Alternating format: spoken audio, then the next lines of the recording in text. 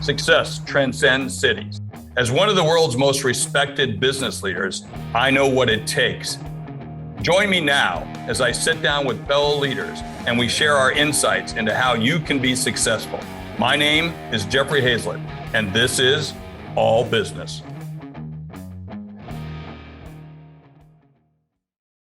As we've all experienced, the way we do business, work as a team, and daily interactions has drastically changed.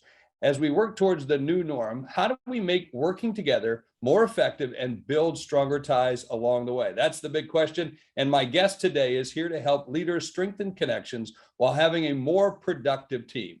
Dr. Betty Johnson is president of Bridging the Difference and author of Making Virtual Work, How to Build Performance and Relationships. Dr. Betty, welcome to All Business with Jeffrey Hayzlett.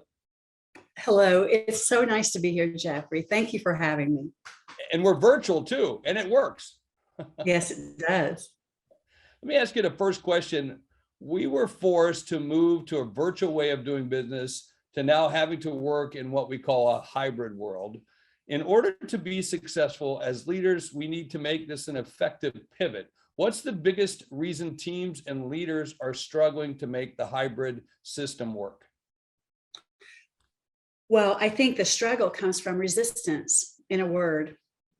It is here to stay, despite our desire, many people's desire to have everybody back in the office and return to the old days with which we were so comfortable, especially leaders, executives, are very comfortable in the in-person environment.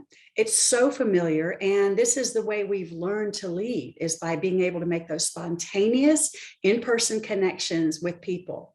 So there's a reason why we miss everybody being all together. And of course, there are also some compelling tax reasons why you want all those backsides in seats, but it's not realistic. Not this year, not next year, not ever. And the reason I say that is because globally distributed teams have been here for a while. We just got dissatisfied with that dynamic when it became pervasive, and those who lived in the same city as us were now also virtual. The reason we became so dissatisfied, I maintain, is because we were trying to apply those norms with which we as leaders were so comfortable in a different context. And those norms failed us. So we wore people out, we created disenfranchisement, we contributed to the big quit, which is now what many of my clients are calling the great resignation. Others call it the great reshuffle, but at the end of the day, what happens to me as an executive is people quit and I have to replace them. So this churn of talent is real, and it's not going away either, even with a recession, because people have found that they can bargain for the work environment that they choose. So it's up to us as leaders to be adaptive. You know, Ron Heifetz has been banging the table on adaptive leadership for some time now. And here we have the perfect petri dish for adaptive leadership. So let's start changing up the composition of what's in that dish and get better results. Well, I want to ask myself, can I teach an old dog new tricks? I mean, I like the way we're working today, meaning virtual from different offices. I've been doing it all my career. I've never, even though I've had an office, I'm never hardly there. And I've always done it virtually, but I do love working from home. And I'm even seeing some of the major, corporation executives saying they're not going back into the office full time, at least. So can we teach an old dog new tricks? Well, So I consider myself an old dog, right? I've been around the block a few times, and I'm guessing from your comment that you have as well. Oh, absolutely. And if I can learn new tricks, anyone can. Yeah. What we need is a different motivation for those new tricks. And so that's a big part of what my book is about. What is your motivation as a leader? Is your motivation to control or enable? Is your motivation to feel good about you and your status and your ability to make decisions? Or is your motivation to enhance the capabilities of your people to do their work? Is your motivation to hog leadership, or is your motivation to distribute it? This is really all about getting from where you want to be from where you are now to where you want to be. And we know, study after study shows us, this is not by just simply employing tactics. It's about changing up the way you think about things. Yeah, it's getting to the core and the source of who you are and the way you want to operate.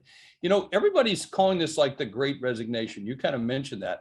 I look at it as the great transformation, meaning it, you know, if we look at it as a great resignation, we're almost saying we lost something. Someone loses here. It's not good. Someone loses, someone wins. In my opinion, this is really a great transformation. This is just a different way of doing it. And we're getting to a holistic kind of way of doing it, a better way of doing it, and still getting the results that we want, and sometimes better. I completely agree with you. And what I like about the way you're framing this is the phrase, the great resignation, or the big quit, or the great reshuffle, or whatever we want to call it. Negative. When we use that language, we disempower ourselves, right? Yeah. We're saying, I can't control this. Right. And I'm here to say, you can absolutely influence what you're experiencing in terms of turnover. You and how you lead has everything to do with whether you keep your people. I mean, sure, there are people who will jump for a bigger pay increase. But when they go to a place where they don't experience the kind of leadership that they did with you, that they so enjoyed, where they thrived, they come back. Yeah, we lost a few people toward the end of COVID, but that was a normal kind of thing. But out of our team, it was not a major resignation like I've seen with other companies. And I kind of pride our team in doing that, and how we kind of grasp onto the virtual side, team meetings, a little bit of, water cooler stuff, which gets me to this next question. How can we stop wasting time in video meetings without sacrificing work relationships? Well, that's the subject of a 276-page academic research paper and an 85-page book that boils it down. But really, I guess the way I can be most helpful to your listeners is to say, there are two things that you really need to do. These are table stakes. And if you're not doing them, you need to start now. The first is you need to have a target outcome every time you call a meeting, and don't keep it to yourself. Put it in the subject line of the invite. If you're calling a meeting and you in the subject line, you say weekly team meeting, you're failing. Yeah. And here's why. You're not showing your people how they need to come to the meeting, what to get ready for, how to positively anticipate. This is going to be a good meeting. This is going to be a useful investment of my time, and I am going to speak and be heard. So whatever that target outcome is, whether it is to make some decisions about how to mitigate risks, whether it is to discuss and decide upon what our work in the office rule is going to be, put that, what's going to be accomplished in the meeting, in the subject line, so people know, A, what are they saying yes to when they accept your invitation? And then B, when they're racing from the previous meeting into your meeting, what do they need to be teed up to talk about, ready to problem solve to? Marty Seligman, when he names the 5 dimensions for well-being, accomplishment is the 5th of his PERMA model. But even Martin Seligman, rock star of well-being, says, for me, accomplishment trumps everything. It is what I need to experience the most in order to be healthy psychologically. So tee people up for that accomplishment. And the second thing is really an inverse practice, counterintuitive. And that is to make time for small talk right at the front of your agenda. Put it in the agenda. My research participants say they want 10 minutes of small talk. Now that's if it's a 20-minute meeting or an hour-long meeting. Why? Because if we don't make space for people to authentically connect with each other in a way that's not structured or orchestrated, these round robin check-ins, that's not small talk.